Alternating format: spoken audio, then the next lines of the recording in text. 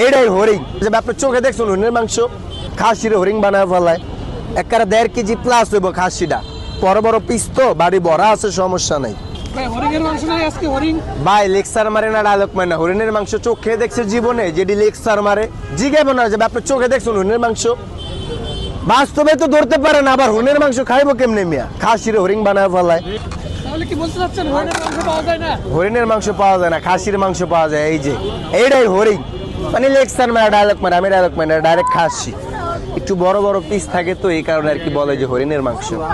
ভাই মুরগি 2 আইটেম আছে, আপনার লাগবো কোন? এটা কোন ভালো না মন্দ?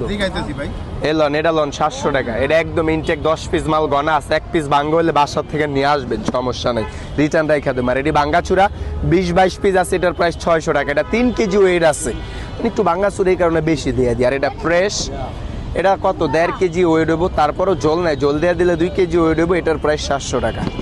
আর এই পাশে আপনার জর্দা আছে, একদম ইনটেক ফ্রেশ, কোনো ভেজাল নাই, সমস্যা নেই, খায়া নেবেন। জর্দা অনলি 300 টাকা।